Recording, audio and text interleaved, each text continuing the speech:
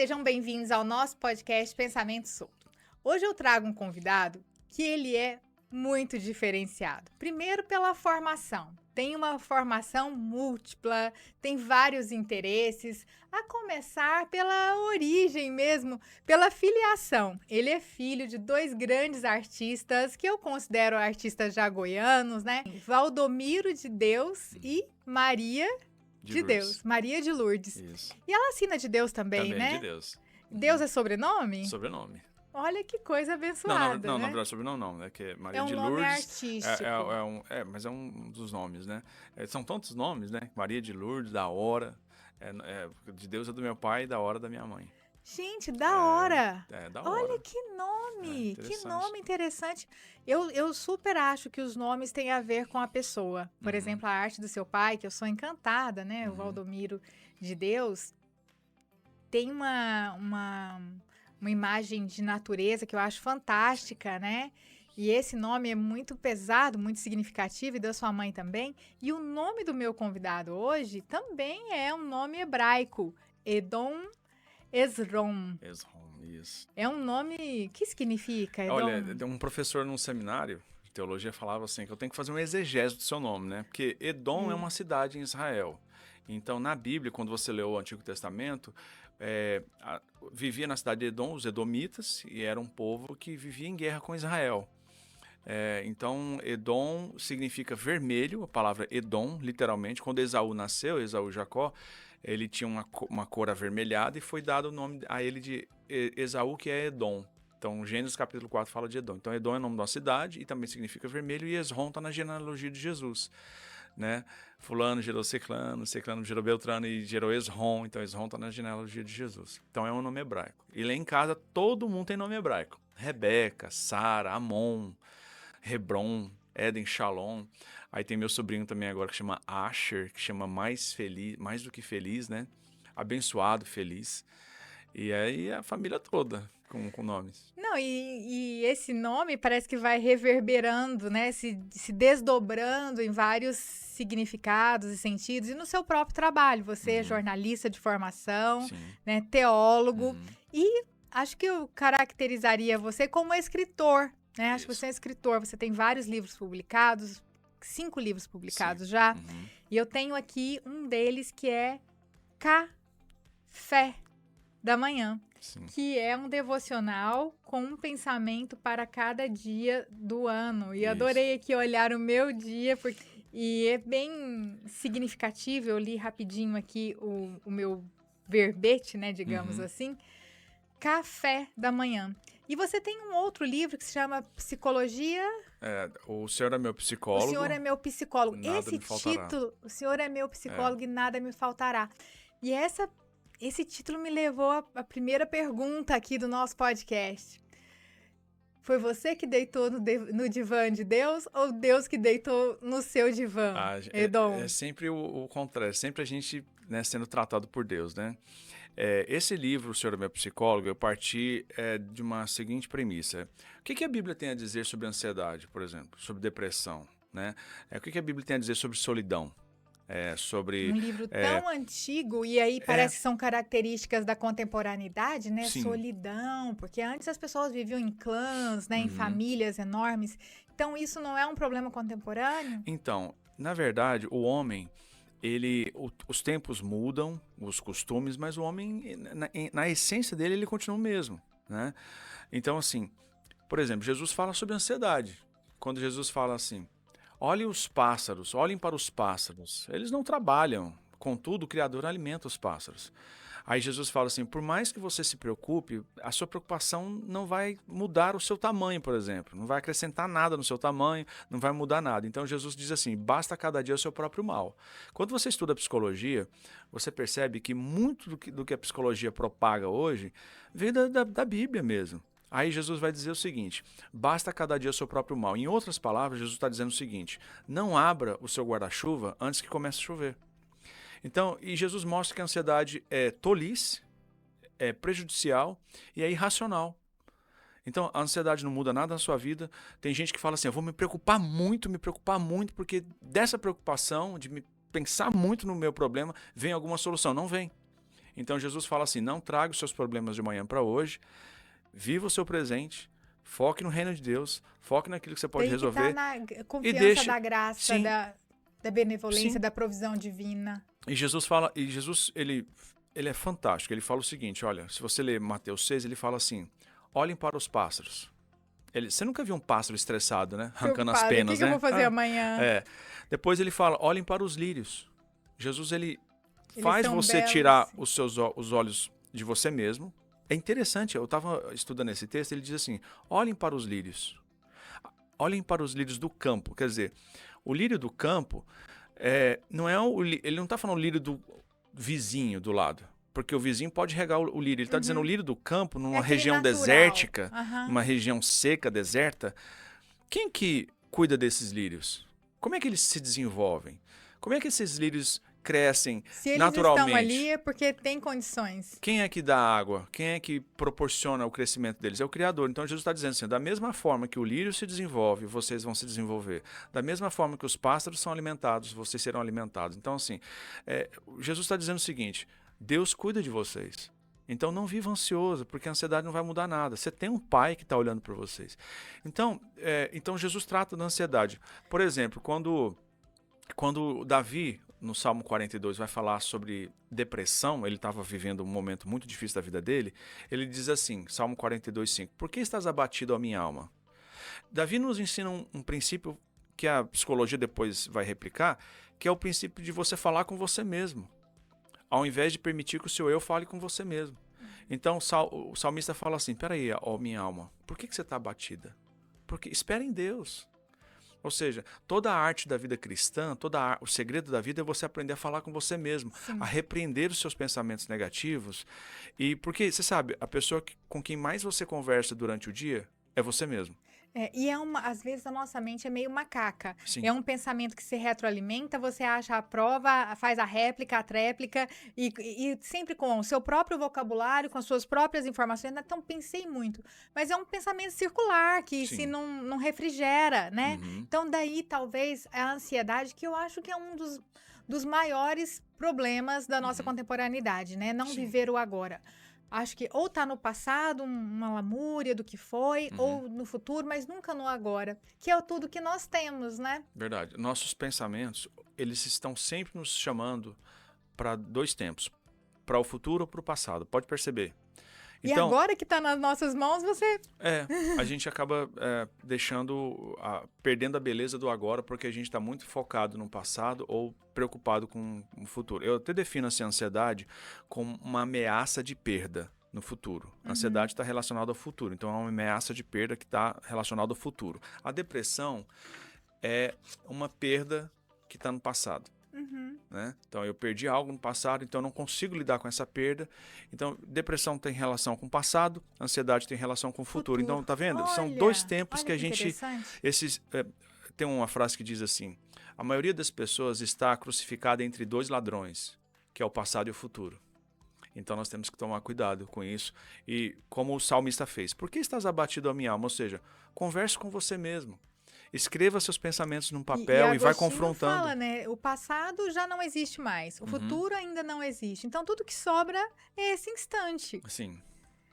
E eu vejo a ansiedade, assim, hoje é um dos maiores motivos. Conheço uma pessoa próxima que teve um final bastante trágico. Ela até construiu um Instagram, que depois que os familiares souberam, que era... ansiedade total, alguma coisa assim, que ela só postava coisas de ansiedade.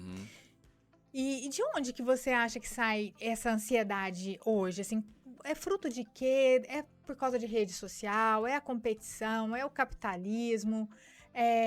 Porque parece que hoje isso é mais significativo. Quando as pessoas levantavam com o sol e se punham com o sol, a relação com o tempo, com as estações do ano, com o relógio, né? Imagina, se você tem que começar a trabalhar com o nascer do sol, é uma imposição de um tempo. Se você tem que começar a trabalhar com o despertar de um relógio, passar o ponto naquele horário X, é uma outra pressão do tempo. Sim.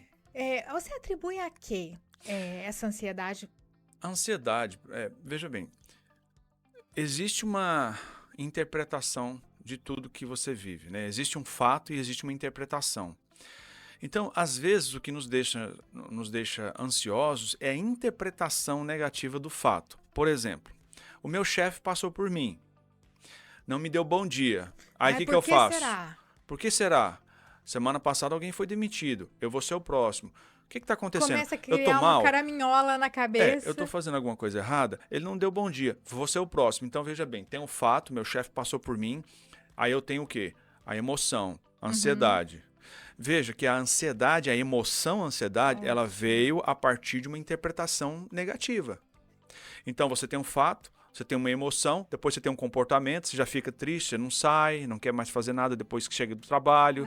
E depois, em quarto lugar, você tem uma reação física, comportamental e física. Aí você começa a passar mal, né? Você começa a ter um embrulho no estômago.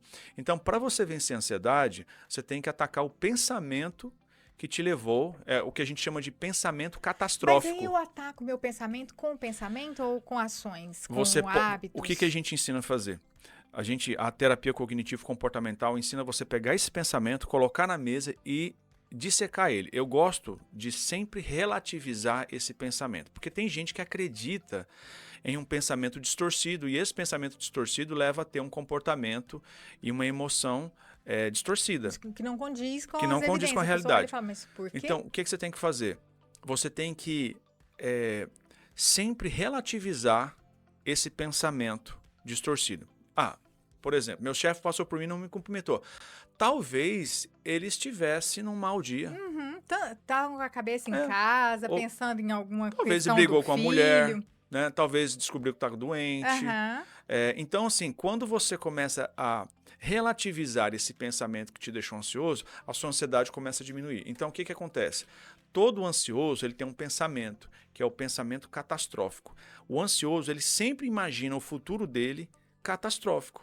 Eu vou perder o emprego, eu não vou ter dinheiro. A maioria dos nossos medos são só na nossa cabeça. A maioria de tudo que a gente pensa nunca chegará a acontecer. E o que acontece, normalmente, a gente nunca contou com aquela possibilidade. Sim. Né? Eu entrei uma vez numa cafeteria e eu achei que tinha uma ex lá, né?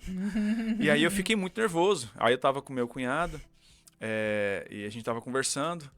E aí eu fiquei nervoso, fiquei ansioso. Eu falei, se ela passar por mim, será que ela vai me ignorar? No final, não era ela. Todo o estresse. E aí você já pensou numa estratégia do que falaria, do que responderia? Exatamente, nós ensaiamos. Eu falei, e agora? Será que eu fico? Será que eu vou embora? Aí, no final, não era ela. Aí eu pensei, o que minha mente criou? Então, veja bem, toda ansiedade, ela surge por causa de uma interpretação negativa. 90% das coisas que você teme hoje provavelmente nunca vai acontecer. Ou seja, no ano passado a gente estava tão ansioso, né? Ou antes da pandemia, por exemplo. A gente já é movido por um mundo virtual que não Exatamente. existe. Antes da pandemia... Virtual ainda no sentido da não existência. Sim, antes da pandemia eu estava achando que eu iria passar fome. Eu não vou vender obra de arte, não vou ter dinheiro, ninguém vai comprar meus livros. A pandemia foi o melhor ano da minha vida, foi o melhor tempo da minha vida, foi o momento que eu mais ganhei dinheiro. Tá vendo? E minha mente começou a me deprimir. Então, para concluir, a ansiedade você precisa atacar o pensamento. Veja, todo pensamento leva a um sentimento. Então, tem como você se sentir de uma maneira diferente? Tem. Porque se você se sente de um jeito por causa do seu pensamento, você tem que atacar o pensamento. Por exemplo, eu consigo fazer você ficar triste agora? Consigo. Consegue. Basta eu pedir para você me falar algumas experiências traumáticas. Consigo fazer você se sentir feliz, alegre? Sim, eu conto uma coisa engraçada e você começa a contar Só de me lembrar daquilo, eu já vou fazer uma expressão. Então, o pensamento algum pensamento triste, né? Ele chama a tristeza. E um pensamento feliz também chama a felicidade. Então, se você quer se sentir da maneira certa, você tem que pensar da maneira certa. E a ansiedade é isso. É um pensamento distorcido que você tem a respeito do seu futuro. Então, sempre relativize esse pensamento. Não vai dar certo, eu vou perder o emprego. Meu marido vai me deixar, minha esposa vai me deixar. Calma. Talvez ele não esteja num bom dia. Calma, talvez ele não te viu. Então, a gente tem que relativizar o pensamento. E embora você não seja artista, você já me disse aqui que esse talento você não herdou dos pais da sua mãe, você convive com arte, né? E não tem como, imerso nesse mundo, convivendo com outros artistas, além do seu pai e da sua mãe, você não entender, apreciar, né? E você é, de certa forma, marchand, né? Que você Vendo artes. vem de obras de arte dos Uhum. dos seus pais.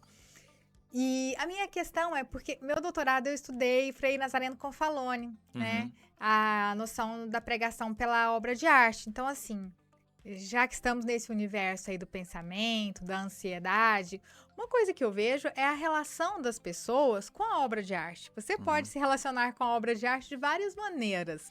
Tem aquela pessoa que olha a obra de arte e fala assim: ah, vai só juntar poeira. Né? Pra quê? Nossa, absurdo, vai só juntar poeira. Eu vejo as pessoas, às vezes, comprando uma casa, e tudo é uma questão de limpeza. Como que limpa isso aí? Né? Então, assim, a obra de arte, às vezes, traz esse negócio, vai juntar poeira. Eu conheço uma pessoa que ela acha um absurdo colocar quadro na parede que vai juntar poeira. Nossa. Tem uma outra pessoa, né, além dessa que desvaloriza, que acha que obra de arte é só para pessoas muito estudadas ou muito ricas. E que não se trata disso. E a obra de arte, ela também alimenta o espírito, né? Ela tem essa outra função também, que é alimentar o espírito. Nós não precisamos só de comida, a gente precisa também de balé, né? Diz a música dos Titãs. E você acha que a obra de arte, frequentar museus, galerias, ter obras de arte na sua casa, pode te ajudar a sair da ansiedade, da depressão? Você acha que isso é uma coisa que... A obra de arte, ela tem uma função assim? Não a arte-terapia, que acho que tem aí é uma outra coisa, mas cultivar o gosto pela obra de arte. Eu vou um pouquinho mais além. Eu acho assim, eu disse que a forma que você se sente é determinada por um pensamento. Então, existem pensamentos distorcidos, né? Por exemplo, eu nunca vou conseguir sair desse problema, eu nunca, tá vendo? A pessoa já fala, eu nunca, eu sempre faço as coisas erradas. Então, são pensamentos são pensamentos absolutos, as pessoas não duvidam, elas não colocam aquele pensamento em xeque. O depressivo e o ansioso têm uma característica. Eles têm essa crença, esse pensamento de que, por exemplo, o depressivo acha que nada vai melhorar. Não adianta tentar, nada vai melhorar. A vida é injusta, as pessoas não me amam. Ele vai ao médico e fala, mas isso aqui não adianta nada. E o ansioso, meu futuro é catastrófico. Eu vou passar fome, eu vou perder o emprego. Olha só, a ansiedade é um poder terrível que nos transporta para o futuro e nos faz ver uma cena que provavelmente não vai ser assim.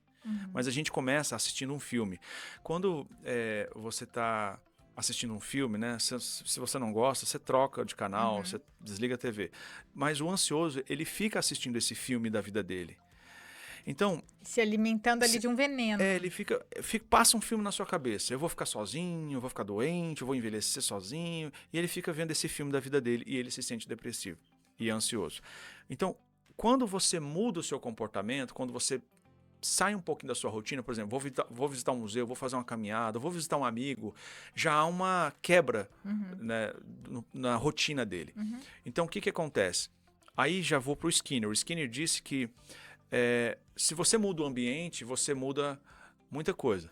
Então, às vezes, não é tentar mudar a si próprio, é tentar também mudar o ambiente. Aí eu já vou um pouco para o Skinner. O que acontece? Eu disse que, segundo a terapia cognitiva, todo o sentimento é determinado pelo pensamento.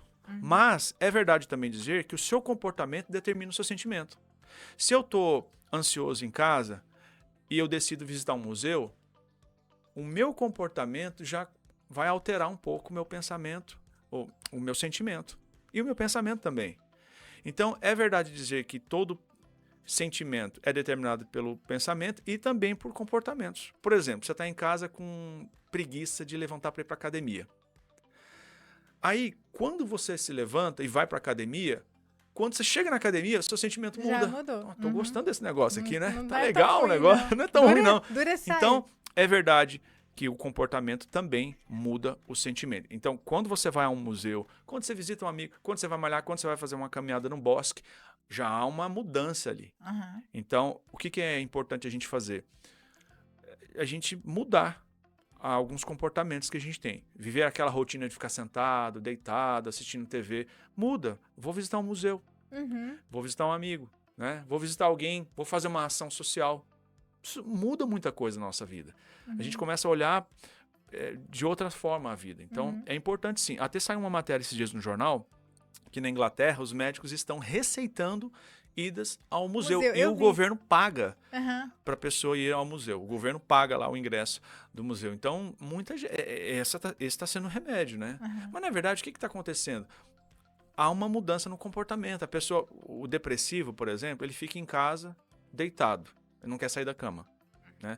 Ele chora o tempo todo, ele quer se matar muitas vezes, ele não quer relacionamento, né? Uhum.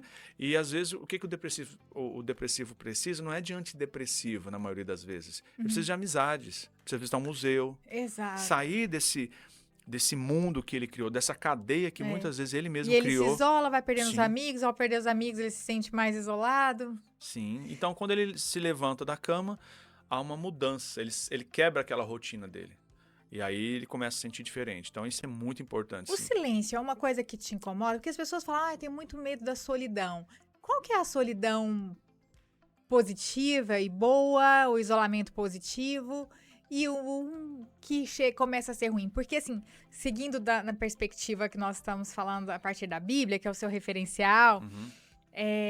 eu acho interessante porque na Bíblia tem várias passagens que Jesus ele tem vários amigos e está inserido com um monte de gente, em várias reuniões, e aí acontece um episódio, uma cena, e então Jesus se recolhe. Então, e Jesus se recolhe. E, então, assim, ao mesmo tempo que ele interage e está na multidão, ele também se recolhe, Exato. né? Qual que é a importância desse silêncio? Porque tem gente que não consegue ficar sem estar com os sentidos estimulados. Eu tenho que estar vendo, ouvindo, comendo, todos os sentidos preenchidos, porque senão eu estou perdendo tempo, parece... Não suporta a sua própria existência, o seu próprio silêncio, né? Eu queria que você falasse um pouco disso. Perfeita a sua pergunta. Há uma diferença entre silêncio, solitude e solidão. Né? Solitude é uma coisa boa, positiva. Solidão é uma coisa ruim. A solidão, ela tem uma mensagem. Apesar de ser uma emoção negativa, ela tem uma mensagem positiva. Você precisa de amizade. Você precisa de relacionamento.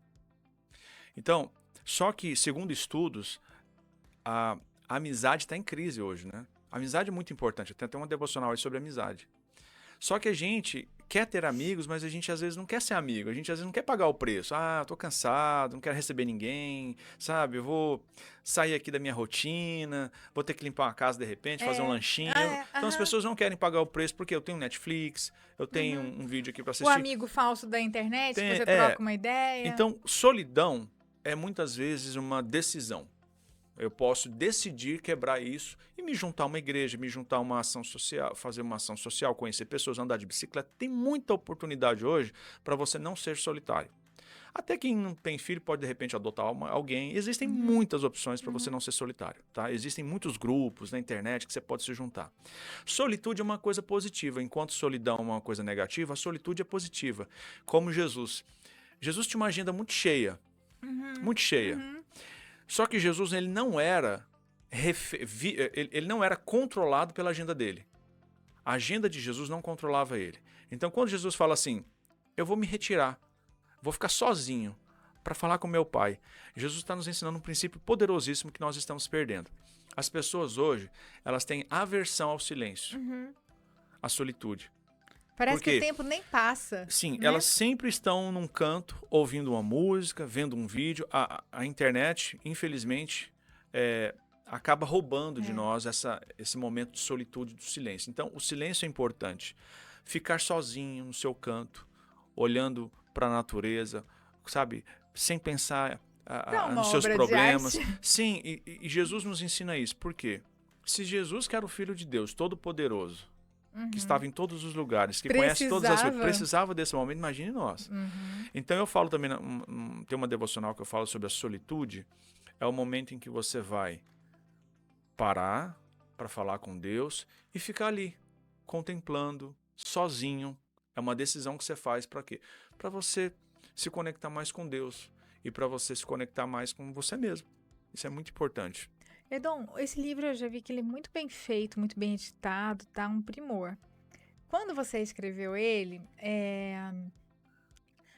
claro que o autor escreve para ser lido e para os outros, é uma tentativa de ajudar, evidentemente, que é sempre isso. Mas eu acredito, eu tenho um livro publicado, Filosofia no Câncer, e quando eu revisitei as minhas experiências, as minhas percepções, eu reafirmei algumas coisas para mim mesma, assim, ficaram mais claras. Foi um exercício filosófico, existencial bastante importante. A escrita deste livro para você, o que significa? É um devocional para os outros, mas ele foi um devocional para você também? Sim, me mudou muito.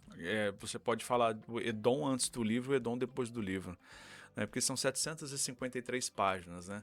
Fazendo reflexões sobre medo, ansiedade, depressão, suicídio, comunicação violenta, finanças. Então, assim, por exemplo, na área das finanças, né? Eu era bem, assim, negligente na questão de poupar dinheiro. Então, eu escrevi sobre a importância de poupar dinheiro. Eu falo assim E que quando você escreveu, você estava escrevendo para você mim também. mesmo. Eu falo assim, olha, se você não poupa porque você é orgulhoso demais para viver com menos, para viver uma vida mais simples. Então, por isso que a gente não poupa. Aquela coisa do cafezinho todo dia, quando você vê, você gastou R$ 300 por mês. E também é uma questão de disciplina. Eu falo sobre disciplina, eu falo sobre solitude, solidão, ansiedade, né? Eu falo sobre a solidão crescendo demais. A gente estava falando sobre solidão, só para não esquecer, há uma coisa muito engraçada na nossa sociedade. Nós estamos conectados. A sociedade moderna está conectada. Só que apesar da gente estar conectado, a solidão cresce. Não é interessante isso? A gente fala de redes sociais. Redes sociais.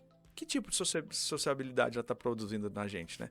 Porque a gente tá infeliz, a gente tá solitário. Então é uma rede que ela propõe uma sociabilidade, só que as pessoas estão solitárias. Não é estranho isso? Então, eu falo sobre isso, também falo pornografia, sobre angústia também. Angústia, acho que foi uma das devocionais mais difíceis de escrever foi sobre a angústia. Porque é uma coisa assim, depressão tem a relação com o passado, uma perda no passado. A ansiedade tem uma relação com o futuro, uma ameaça de perda. Por que você decidiu escrever este livro? Assim, o que foi o ponto? Eu escrevi um livro, O Senhor é Meu Psicólogo, Nada Me Faltará. Então, o dono da editora que publicou ele de São Paulo falou assim, Dom, um dia eu liguei para ele e falei assim, eu não passei no mestrado na Federal, eu fiquei muito chateado. Eu falei, não vou perder esse ano, eu vou ter que fazer alguma coisa produtiva nesse ano. Aí ele falou assim, eu quero escrever um livro de devocional. Ele falou, olha, continua aquele seu. Aí eu falei, então tá bom. Tanto que o livro O Senhor é Meu Psicólogo é o mês de janeiro. Quem leu o livro O Senhor é Meu Psicólogo está lendo o mês de janeiro. Aí eu decidi, então, por causa dessa ideia dele, fazer uma continuação. E é isso aí. E são vários assuntos, assim, tudo tirado da Bíblia. Até comunicação violenta. A Bíblia tem muito a dizer sobre comunicação violenta. A Bíblia fala sobre tudo. Você é pastor? Você é pregador? Não, eu prego, mas não sou pastor. Eu sou teólogo, mas eu não sou pastor. Qual que é a sua igreja? Eu frequento a igreja Family Church hoje. Ah, sim. Essas igrejas, elas têm uma... Eu não conheço exatamente a Family Church, mas essa é desse estilo americano. Sim. Por que isso é uma coisa que... Parede preta. Parede preta, exatamente. Isso é uma coisa que me chama a atenção. A igreja a igreja ao longo do tempo ela vai mudando, né? As pessoas vão mudando. Mas outro dia eu tava pensando nisso. As baladas, né? Que era parede preta, luz de neon. Que esse tipo de balada, elas começaram a deixar de existir. Eu tava vendo que os jovens de hoje, eles fazem balada, entre aspas aí, em café da manhã, em cafeteria. Cafeteria hoje tá explodindo e as pessoas vão para as cafeterias. E a balada, então, é essa. E a igreja, por outro lado, ela tá muito recurso de luz, de shows, de guitarras. Por que a que você atribui esse movimento? Eu acho assim, o riso, a gente por muito tempo, a gente perdeu o riso para os cabarés, para as boates. E por que a gente tem que, então, abandonar o riso e deixar que o cabaré e a boate roubem de nós algo tão bom que é o riso, que é a alegria? Então a gente acha que cultuar é sinônimo de uma seriedade e de falta de felicidade. Falta de felicidade. Quer dizer, você não pode dar risada no culto, não pode bater palma. Tem igrejas que hoje são assim. Você não pode bater palma, você não pode dar risada, você não pode mexer o corpo. Peraí. Quer dizer, a gente acha então que o riso pertence ao mundo, ao cabaré, à boate, ao estádio. E aí eu vou dizer o seguinte, o culto é uma celebração ao que aconteceu, à vitória que nós conseguimos de Jesus na cruz e de Jesus ter vencido a morte. Ora, se o culto é uma celebração, nós celebramos o que foi feito há 2000 anos atrás, a vitória, por que nós temos que cultuar de uma maneira infeliz? Reverência hoje virou sinônimo de seriedade, falta de riso. Qual é o lugar da dor na trajetória de uma pessoa que você coloca? Como assim? O lugar da dor, do sofrimento, assim, na vida de uma pessoa, a dor, o sofrimento, qual o lugar que você daria? O sofrimento na vida de uma pessoa, qual seria o lugar dele? Então, o C.S. Lewis diz o seguinte: o sofrimento é o megafone de Deus Eu para adoro despertar a o C.S. humanidade. Então, muitas vezes, Deus usa o sofrimento. Muitas vezes, vou ser bem direto, Deus quer que a gente sofra, muitas vezes. Tem uma frase, uma música que fala: o samba é filho da dor, né? Você não consegue fazer um bom samba se você não tiver muita dor. Mostrando que, às vezes, para você produzir coisas significativas na vida, você precisa sofrer. Esse livro que eu escrevi, os outros que eu escrevi, eles são fruto de muitas crises existenciais, muitas dores, né? Então... Você já se questionou, assim, a existência de Deus? As pessoas hoje falam muito assim, fé inabalável. Eu tenho um problema com esse negócio de fé inabalável. Eu sou bastante cética, sabe? Quem é que tem uma fé inabalável? Nunca titubeou? Se o próprio Cristo fala, Pai, por que me abandonaste, né? Talvez o cristianismo seja a única religião onde o próprio Deus tem esse pensamento. Então, me parece muito humano isso, de em algum momento você falar, puxa vida, você já teve isso? De duvidar, de esmorecer, Você já teve isso? Sim, claro. Assim, a incredulidade é um pecado, né? E nós muitas vezes cometemos o pecado da incredulidade. Mesmo o povo no deserto, o povo vendo maravilhas, milagres, e quando eles chegam no deserto, eles duvidam. Mas quando eles olharam, eles tinham que olhar para trás e tinham que ter percebido o que Deus havia feito por eles. Deus abriu o Mar Vermelho, mandou 10 pragas, mas quando eles chegam lá, acho que Deus não vai mandar comida. Mas peraí, o Deus que está com você hoje é o Deus que te abençoou no passado, mas nós somos iguais a eles. Deus está nos abençoando, aí falta uma coisinha. Estavam sofrendo e aí... Então, a incredulidade é um pecado. Paulo diz que tudo que não é por fé é pecado. Então, agora, às vezes a gente cai nesse pecado da incredulidade, sim. E aí a gente precisa pedir perdão. Deus, me perdoe por duvidar do Senhor, né? Me perdoe por não acreditar, apesar de tantos milagres que o Senhor já fez na história, registrados na Bíblia. Então, assim, a gente já cometi esse pecado da incredulidade. De duvidar do amor de Deus. Isso é muito ruim, né? Sim, e dá uma sensação de estar, né, lançado ao mundo. E acho que isso é uma das coisas que, eventualmente, quem não acredita, atribui uma certa fraqueza, né? Você provavelmente já deve ter visto pessoas que atribuem a fé a pessoas fracas. Então, uma pessoa que tem uma baixa intelectualidade, uma baixa educação, é uma pessoa fraca, né? E eu vejo que a fé é ao contrário, não é fácil ter fé. Não, mas na verdade é o seguinte, a fé, ela é dada por Deus também, né? Assim, é graça, né? É graça. Então,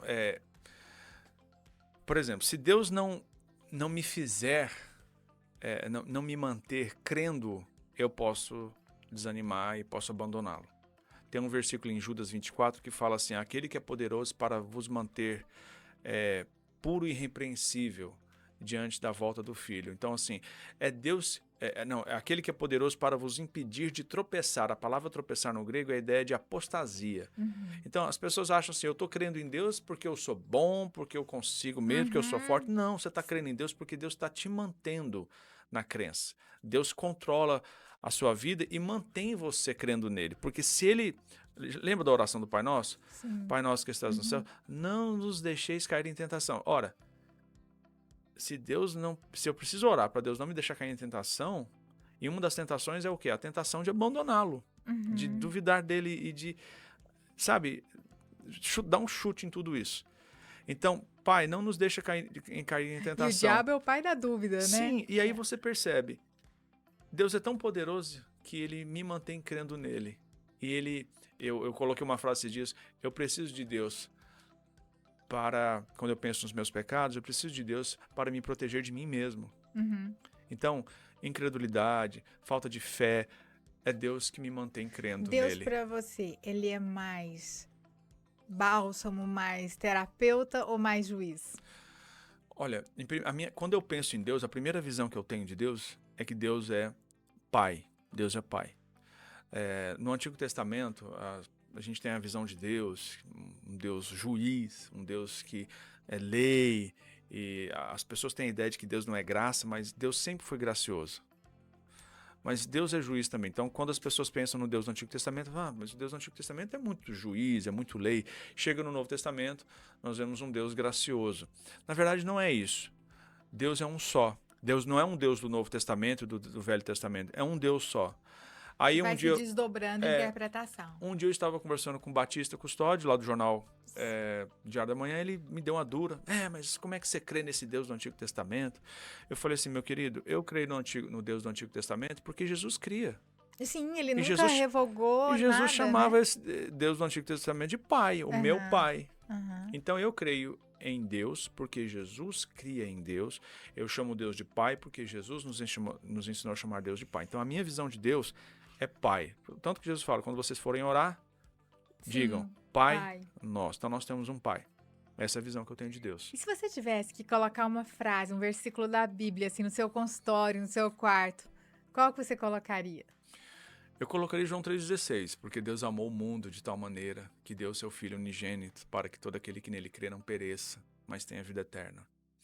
E esse versículo nos fala de algumas coisas importantes. Primeiro diz que Deus nos ama. E o amor de Deus não fica só no discurso, mas ele faz algo para provar esse amor. Ele manda o Filho. E quando diz lá no texto, João 3,16, porque Deus amou o mundo que deu o Filho, deu para quê? Para ser açoitado, para ser traído, para ser esbofeteado, para sofrer. Ele deu... A ideia ali é de o pai colocando o filho no altar para ser sacrificado. Essa é a ideia do texto. Dar ali no sentido de dar para ser sacrificado. Para que todo aquele que nele crê não pereça. A palavra perecer nos dá uma ideia de ser separado eternamente do próprio Deus. Então o que é o inferno? O inferno é separação de Deus. É você viver num lugar eternamente separado de Deus. Né? Tem uma etimologia de separação, né? De divisão. Sim, também. Então aí diz, para que todo aquele que nele crê não pereça, mas tenha a vida eterna. Essa é a grande questão. Para onde eu vou depois que eu morrer? Aí o que eu faço? Quando eu penso nessa questão, né? Para onde eu vou depois que eu morrer? Primeiro, eu tenho um Deus que me ama. Segundo, eu tenho um Deus que enviou o Filho dele. Terceiro, eu creio no Filho dele. Então, João 3,36 diz, quem crê no Filho tem a vida eterna. Não é vai ter, tem a vida eterna. Mas quem não crê no Filho não verá a vida, mas sobre ele permanece a ira de Deus. João 3,36. Não é interessante isso? Muito. Então, eu vou falar uma coisa um pouco chocante para você. O pai, a ideia do cristianismo é, o pai mata o próprio filho para eu ficar livre. E no final, quando eu morrer, eu vou encontrar com o pai e com o filho. Essa é o próprio pai matando o próprio filho para que eu pudesse ser livre. Isso é o cristianismo, é o amor de Deus. Deus está dizendo assim, eu amo tanto você, Dom e Ana, que eu vou matar o meu filho para que vocês não sofram as penalidades da lei. E é por todos e é por cada um singularmente, né? Só que o pai estava na cruz com o filho. Aí é um mistério. O pai estava em Cristo reconciliando consigo o mundo. Então, o cristianismo é a mesma pessoa, né? é a maior história de amor que existe. Na cruz, Deus está dizendo assim, eu prefiro morrer para que você viva comigo. Porque Deus tem um propósito que é de reunir a família dele. Então, João 3,36 fala, quem crê no Filho, eu creio no Filho. Eu confio nele, no sacrifício dele. Quem crê no Filho tem a vida. Está salvo já. Então, você crê em Jesus, não crê? Sim. Você já está... Deus olha para você hoje, Ana, como se você nunca tivesse pecado. Deus não vê mais pecado em você. Isso é cristianismo. Se você tivesse... Claro, hipotético, né? Isso é uma situação hipotética. Mas se você tivesse a possibilidade, fosse agraciado com a possibilidade de ser a única pessoa neste mundo a ficar agora, não em vida, frente a frente com Deus, qual pergunta você faria a ele? Olha, se eu tivesse frente a frente com Deus, eu perguntaria assim, Deus, por que o Senhor permitiu que o homem pecasse? Né? O Senhor poderia ter feito alguma coisa para evitar isso, né? Mas por que A o Senhor questão não... do mal, né? Por que o Senhor permitiu o mal? Por que o Senhor permitiu Esse Satanás? é um ponto, né? Por que o Senhor não... Então, são muitas questões. Ou, por exemplo, por que o Senhor permite sofrimento? O holocausto, eu perguntaria para Deus, Deus, por que o holocausto? O que o É a Senhor, questão o que do o Senhor mal. quis? Por quê? O que o Senhor quis com aquilo, né? Talvez seria uma das perguntas, né? Porque tem um propósito, mesmo pensando no holocausto, né? Então, há um propósito por trás do sofrimento que a gente não entende hoje. Por exemplo, quando um pai leva um filho pro dentista e o dentista tá com aquela maquininha terrível, aquela broquinha, zzz, o filho olha pro pai e fala, meu pai não me ama, ele tá permitindo o sofrimento na minha vida. Isso é uma tortura, é uma tortura, não é? Só A aquele broquinha barulho. é uma tortura, mas o pai sabe que se o filho não passar por aquele processo doloroso, o filho vai ter um problema futuramente. Então, e Deus também permite a gente passar por essas torturas, muitas vezes, porque lá no futuro tem alguma coisa que a gente não entende. Então, eu sei que você gosta de ler bastante, ler muito. Você estabelece metas, quantidade. Uhum.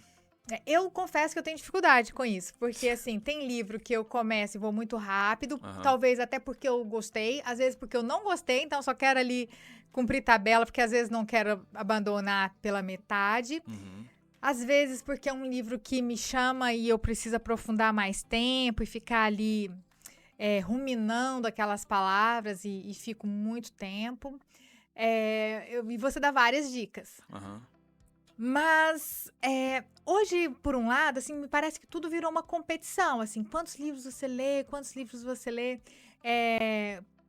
então, você vai pegando a leitura, que seria uma coisa para você ilustrar o intelecto, o espírito. Você acha que isso não te tira um pouco do sabor, do saborear o livro? Então, eu estava até vendo o Carlos André falar sobre essa questão de que você ler 30, 40, 50 é uma coisa ruim, assim, quase que ele estava dizendo, assim, deixou entender que é uma coisa ruim, né? E eu percebo que tem muita gente que tem aversão a metas, assim, não é legal, porque a leitura tem que ser prazerosa. Não necessariamente. É porque nós temos uma realidade latina e muitas vezes a gente não percebe o que os ingleses e os americanos estão fazendo. Por exemplo, entre os americanos, as metas de leitura são muito comuns. Eles leem mais ou menos 100 livros, 150 livros por ano. E hoje está chegando muito aqui os clubes do livro, né? Sim, onde a pessoa lê junto. O do Carlos André, né? o Carlos André tem um lá. E aí ele postou esses dias no clube do livro dele que Goiânia é a capital que menos lê no Brasil. Eu vi. Saiu no jornal Opção. Veja, tudo na vida, se você não sabe onde você quer chegar, você não chega a lugar nenhum. Tudo na vida. Então, eu preciso me planejar. Aquilo não é uma camisa de força, mas... Eu preciso... As metas são importantes. Então, se eu não coloco no papel o que eu vou ler, se eu não separo os livros que eu vou ler, tem uma frase que diz assim, não permita que o seu ano termine sem que você tenha terminado ele antes. Então, eu já terminei o meu ano. Eu sei o que eu vou ler durante esse ano todo. Eu sei onde eu vou chegar. Então, eu coloco a meta de 100 livros, e não vou sofrer se eu não conseguir, isso é importante também. Não, se eu não conseguir, tá tudo bem, mas isso me ajuda. Esse dia eu estava sentado em casa, vou assistir um filme, tá friozinho, vou tomar tomar alguma coisa quente e vou ficar confortável. Aí eu lembrei da minha meta. Opa, não, eu quero atingir. Sabe por quê? Porque tudo na vida é assim, a gente precisa se esforçar. É igual academia. É igual academia. Então, se eu tenho a meta para... Não pode ser quando alcançar a meta, dobrar a meta. Não pode. Se eu tenho essa mesma meta para academia, né? Nossa, esse ano eu vou malhar todo dia, ou 3 vezes na semana. Por que não com a leitura?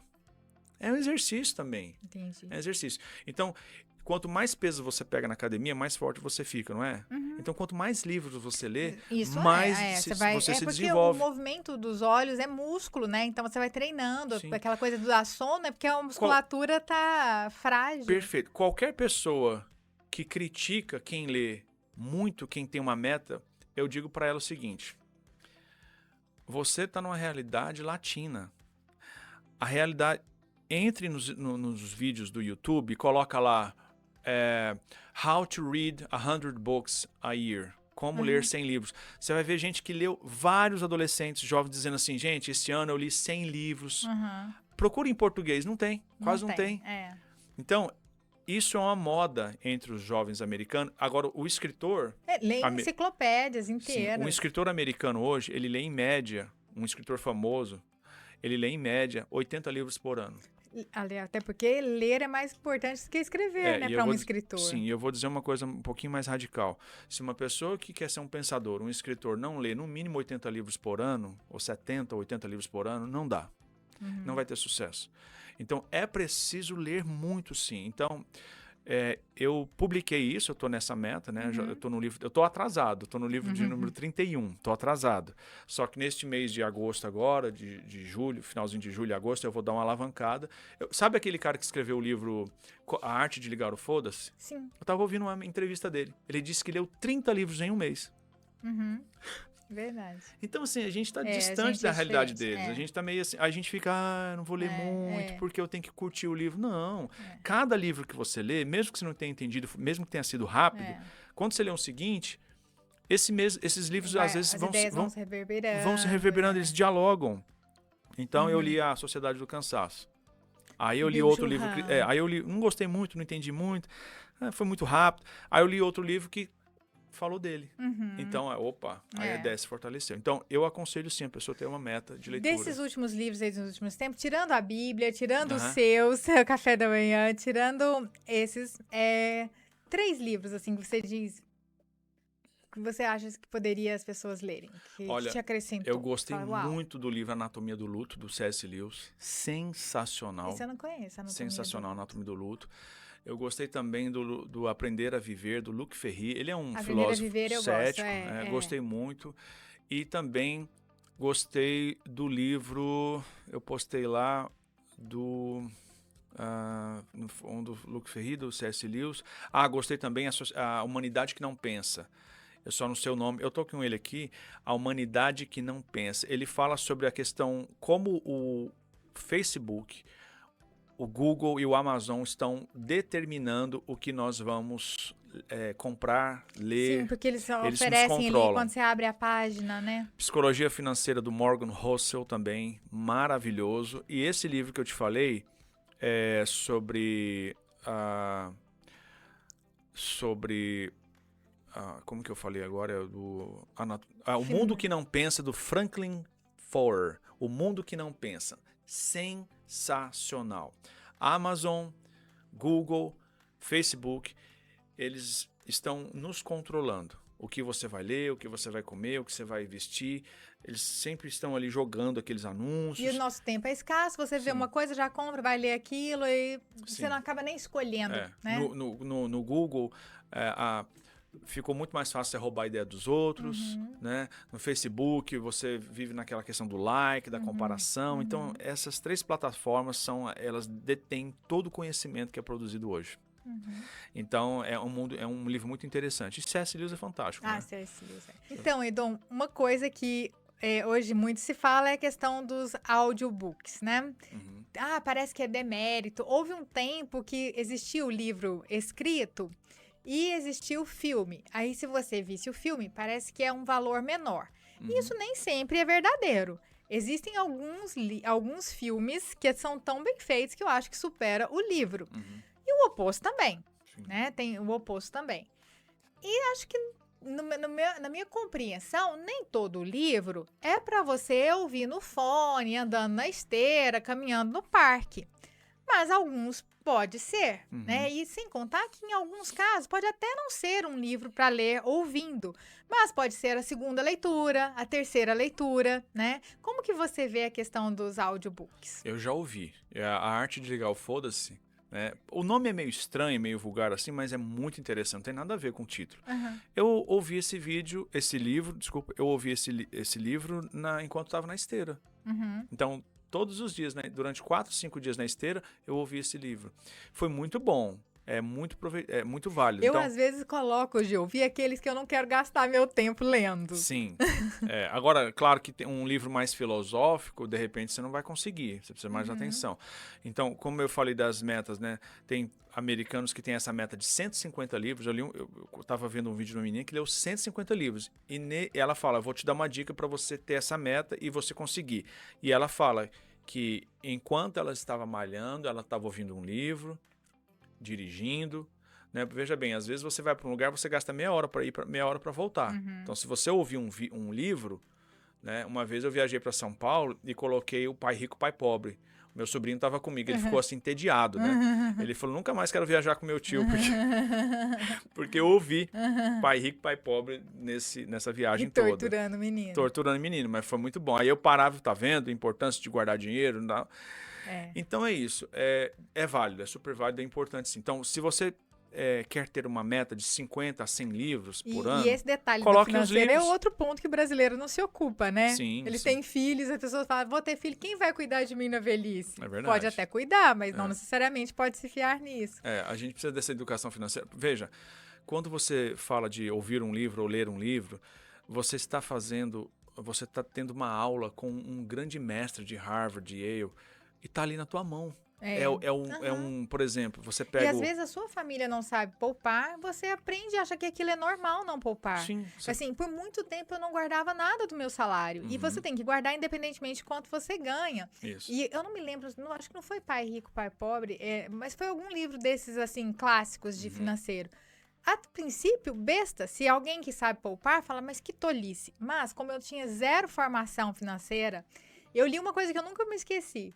Por melhor que seja a promoção de um sapato, de uma bolsa, de grife, que seja com um preço maravilhoso, que nunca mais você achar. Se você não tiver um saldo positivo, e realmente positivo, não tirar das reservas, não vale a pena. Sim. Não vale a pena em nenhuma condição. E assim, falando, mas óbvio, não pra mim. Eu achava que tava perdendo a oportunidade de ocasião ali. Então, para aquele monte de cartão de crédito de várias lojas, você não sabe nem mais qual você tá, né? Você vai o cartão de crédito, você é inserido no seu salário, a quantidade do limite dele. Então, o seu salário só chega para pagar a fatura e pau. Só que não é verdade isso que a gente fala, cartão de crédito. Não é cartão de crédito, não é cartão de crédito. Deveria estar escrito assim, cartão de dívida. De dívida, exato. Eu tenho uma devocional. E aí, aquele limite você insere como se fosse seu. Não é seu. Tem uma devocional que eu falo, a armadilha dos cartões de crédito. Porque o cartão de crédito, ele faz o seguinte, ao invés de esperar juntar dinheiro para comprar um bem, o que eu faço? Eu quero o prazer imediato. Não quero. Já reverbera em várias coisas. Exatamente.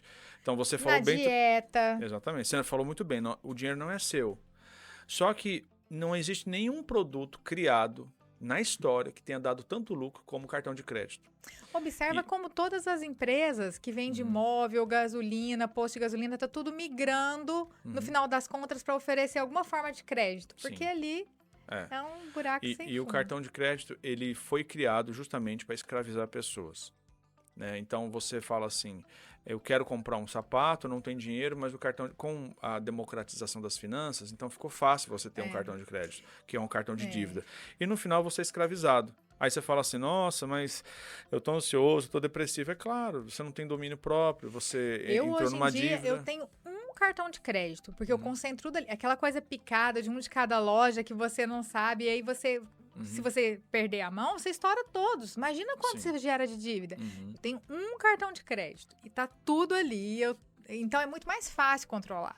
Acho que para pessoas tem que ser uma coisa um pouco mais radical. A pessoa tem que realmente cancelar o cartão de crédito mesmo, viver sem isso. E você consegue viver sem isso. Consegue. Porque lembra, quando você paga à vista, você tem um desconto. Hoje até que estão não dando mais desconto, na maioria eu, por exemplo, eu vou vender uma obra de arte, se a pessoa comprar à vista, eu dou desconto. Mas essas franquias de shopping não dão mais, justamente para te fidelizar ali e fazer parcelas, né? Por exemplo, você vai comprar um carro. Se você comprar um carro em 60 meses, você vai pagar um juros. Se você pagar à vista, você consegue um valor melhor. Então, é interessante também usar o dinheiro também, né? Às vezes, porque com o dinheiro você tem mais controle do que você está gastando. Então, e normalmente não é só no dinheiro. Quem não consegue, aí come errado, porque quer o prazer imediato, né? Não treina, porque aí quer usar bomba, porque quer o prazer imediato do músculo sem treino. Acaba reverberando. No passado, os nossos avós, eles juntavam dinheiro para comprar um bem. hoje, a nossa sociedade, a gente não consegue mais esperar. A gente quer comprar, a gente quer o prazer, a gente não quer esperar. Não. E aí a gente entra em muitos problemas E agora por eu isso. quero ir em outro problema que em larga medida decorre disso, nós já falamos um pouco, mas especificamente da depressão.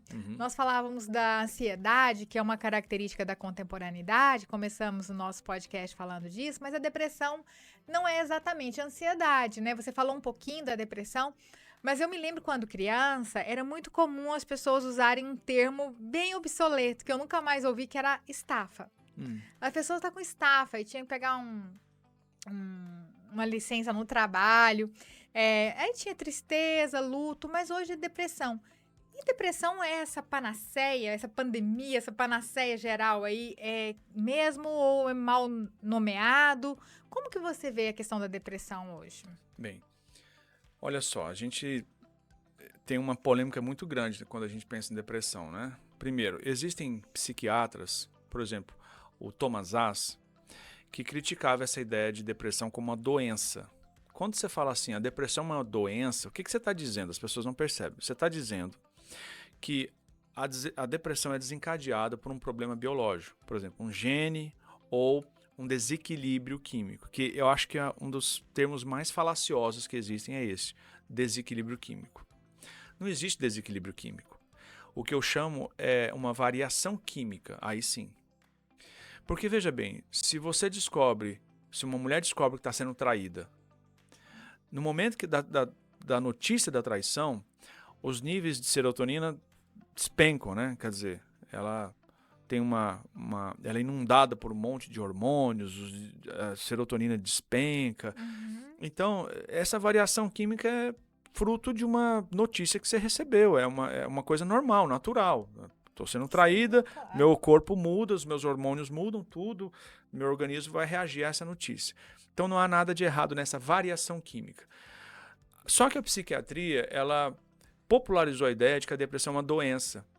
E um cara chamado Kraepelin, um psiquiatra de 200 anos atrás, ele criou essa ideia que a depressão era causada por esse desequilíbrio químico, só que quando psiquiatras e pesquisadores abriram os crânios de pessoas falecidas, né, de defuntos, eles não perceberam nada de anormal no cérebro deles. Não havia nada que comprovasse essa ideia de um desequilíbrio químico. Mas a ideia se popularizou, foi recebida na Europa com uma certa desconfiança, mas popularizou-se. O Kraepelin, então, dizia que a depressão era uma doença, resultado desse desequilíbrio químico. O Freud surge no mesmo contexto dizendo que não, a depressão não é uma doença. O Freud dizia que a depressão é resultado de conflito interno.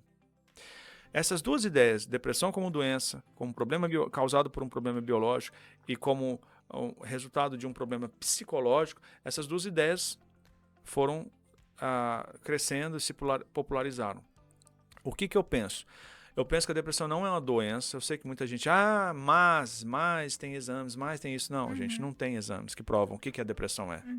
Tem um grande estudioso da depressão chamado Andrew Salomon, escreveu um livro de 600 páginas, um calhamaço.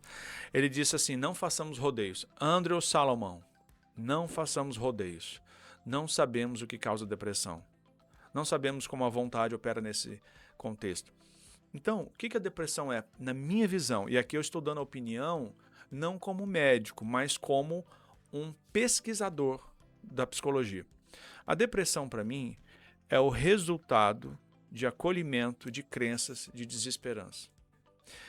Ela, como dizia um dos maiores terapeutas da história, o Aaron Beck, que tratava a depressão sem antidepressivos, o Aaron Beck, que é o pai da terapia cognitiva, disse assim, a depressão é o resultado de acolhimento de raciocínios distorcidos sobre você, sobre o mundo, sobre os outros. Então, só que a psiquiatria ela vai dizer que a depressão é uma doença. E se é uma doença, o que você tem que fazer? Você tem que tomar remédio. E a medicalização, hein? Rubem Alves dizia o seguinte, existem pessoas que tratam depressão com drogas e existem pessoas que tratam com ideias. Eu acredito que dor de ideia se trata com ideia, não com drogas. Então, eu tive depressão e eu não tratei com drogas. Agora, as pessoas vão ouvir isso e vão fazer, mas que absurdo, você não sabe o que fala. Olha, pesquise, tem lá um livro de um psiquiatra irlandês, acho que nem tem no Brasil, Depression and Emotion Not a Disease, Depressão, uma emoção, não uma doença, do psiquiatra Michael Curry. Tem o livro do Horvitz, Como a Psiquiatria Transformou a Depressão em Moda. Tem o livro do Anderson Salomão, que vai questionar essa ideia de que depressão... E o corpo somatiza, né? O pensamento é muito forte. Por exemplo, se a depressão é uma doença, por que você vai ao psiquiatra e o psiquiatra fala assim, você tem um desequilíbrio químico, toma esse remédio. Mas você tem que abrir o meu crânio e fazer uma biópsia do meu cérebro. Eu tive problema no estômago. Fiz uma endoscopia, arranquei um pedacinho do meu estômago lá para ver o que está acontecendo, para identificar. Mas o psiquiatra chega, conversa com você 10 minutos, você tem um desequilíbrio químico, não fala da sua vida. Muitas vezes esse psiquiatra não tem um treinamento. Para você ver o absurdo, o cara que é formado em medicina, acabou de se formar, que é o clínico geral, ele te receita. Ele pode receitar um antidepressivo para você e ele não tem nenhum treinamento, em nenhum tipo de terapia, nenhuma abordagem. E ele passa um medicamento para você porque você falou que você está doente. Você está, eu estou depressiva. Então, tá, toma aqui um Prozac. Eu acho isso um absurdo. Eu acho isso um absurdo. Então, para mim, a depressão é um problema Me lembrou agora psicológico. Do livro Mais Platão e Menos Prozac. Lembra? Um livrinho Nossa, famoso legal, da década de 90, eu acho.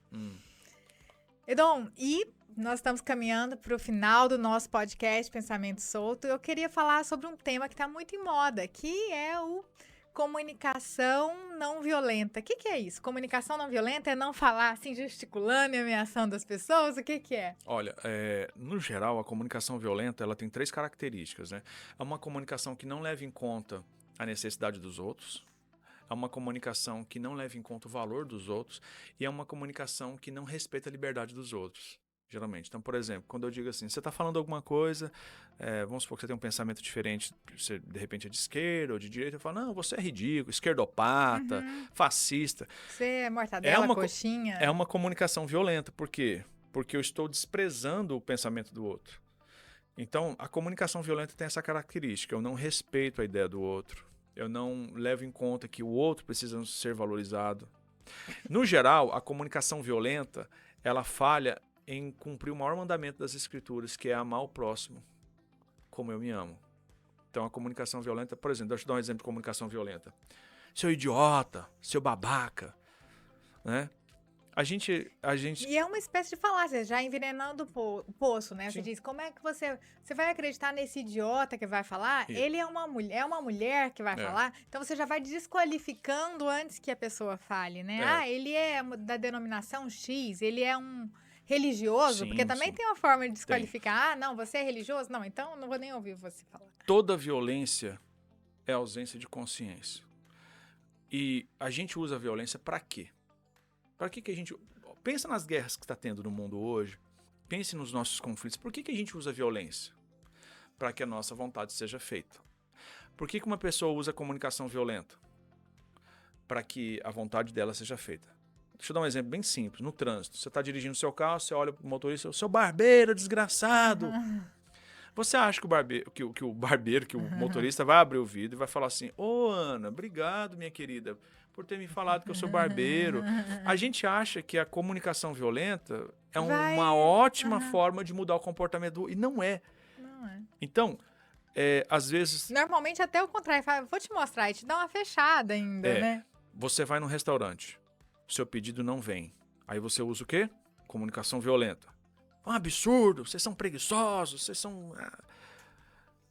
Você não vai conseguir o que você quer com comunicação violenta. Comunicação violenta tem essa característica. Xingamentos, idiota, burro. Intimidação, outra ameaça, ou então, e o tom de voz. Tem uma frase que eu amo, que é uma das frases mais lindas que eu já ouvi na vida. O tom da sua voz é a mensagem. Isso, eu posso te falar, né? Flores pra você e flores pra você já é completamente diferente. Exatamente. Então, o tom da sua voz é a mensagem. O que quer dizer isso? Não é o que você fala, mas é o como. Mas é como você fala. Então eu posso dizer assim, nossa, Ana, você colocou essa xícara aqui, eu não gostei. Nossa, Ana, você colocou essa xícara aqui, eu não gostei. Então o que você fala muda. Então, para você vencer a comunicação violenta, você precisa usar a comunicação não violenta. Então, quando alguém vem com uma grosseria, a pessoa fala assim, você é um idiota. Eu acho que eu te deixei chateado, né? Eu acho que eu chateei você, né? Você pode me dizer o que eu fiz de errado? Percebo que você está nervoso. Você tem todo o direito de ficar com raiva. Poderia me dizer melhor? Vamos conversar sobre isso? Olha que diferença. E isso é muito cristão, né? É muito cristão. Jesus, o princípio da comunicação não violenta, do Marshall Rosenberg, ele fala que depois que ele se inspirou no budismo e no cristianismo. Porque o budismo fala que o sofrimento ele é causado por um desejo não realizado. E a comunicação violenta, por que existe a comunicação violenta? Todas as vezes que uma necessidade não é satisfeita, existe comunicação não violenta. Por exemplo, você está chateada na sua casa porque o seu marido não ajuda, um exemplo. Aí você faz o quê? Preguiçoso, você não me ajuda, que saco, eu tô cansada. Então essa comunicação violenta é resultado, é fruto de uma necessidade não satisfeita. Então quem está ouvindo a sua comunicação violenta pode falar assim, meu amor, estou percebendo que o clima está tenso, como é que a gente pode resolver isso? Aí ele pode então entender com a comunicação não violenta qual é a sua necessidade. Então geralmente as pessoas que são violentas, elas têm uma necessidade não satisfeita. E eu preciso ter esse olhar para ela, para o ser violento. Peraí, essa pessoa está vindo com essa fúria toda, mas qual é a necessidade que eu não estou satisfazendo que está levando ela a ficar tão violenta assim? Aí as coisas mudam. Perfeito. Aí você não vai ouvir simplesmente as agressividades dela, os xingamentos, as ofensas. Você vai tentar ouvir outra coisa. Ela está falando com aquela agressividade toda, mas eu sei que por trás disso tem uma necessidade ali que eu preciso satisfazer. É por isso. Perfeito. E necessária essa pauta aí da comunicação não violenta, né? E quero agradecer, fazer um brinde aqui pela sua presença. Maravilha. Edom, muito obrigada. Maravilha. Obrigada por participar, por essa partilha. O nosso podcast hoje, Pensamento Solto, foi solto mesmo, um papo gostoso. Falamos sobre psicologia, artes, comportamento, ansiedade, depressão. E tudo fundado, ancorado na questão cristã, né? No pensamento cristão, na Bíblia, que é a sua formação, é onde os seus pés e o seu nome estão aí fincados.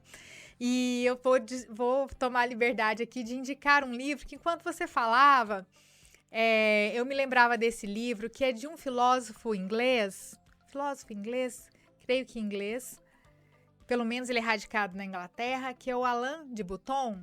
E ele tem um livro que se chama Religião para Ateus. Religião para Ateus. E esse nosso papo, independentemente se você é cristão ou não, são valores universais que existem e estão aí no mundo. Não é por uma questão de religião. E ele fala justamente nesse livro Religião para Ateus de como as religiões, e aí ele não fala só do cristianismo, como os princípios existem, porque e normalmente eles se comunicam, não é por nada, é porque é verdade, e a verdade é universal e se manifesta. Então ele pega vários ritos católicos, cristãos e de outras denominações e fala da relevância. Por exemplo, na Igreja Católica, nós temos a divisão do Evangelho em ano A, B e C. Então, a cada ano, você vai estudando uma parte dos Evangelhos. E aí, depois começa tudo de novo. Ele fala, isso é muito didático, porque você lê um livro importantíssimo, só que um livro você lê uma vez. E por mais importante que ele seja, você vai apagando, as lembranças vão ficando ali enevoadas e você começa a esquecer. E a igreja é tão didática que, como ela sabe que a gente esquece, ela sempre retoma. E sempre você tem uma oportunidade de retomar e aprofundar, né? Então, as coisas não são assim aleatórias. E agradeço. Muito obrigada, Edom. Muito bom estar aqui com você também, Ana. E sempre que precisar, pode contar comigo, Com viu? certeza. Até mais.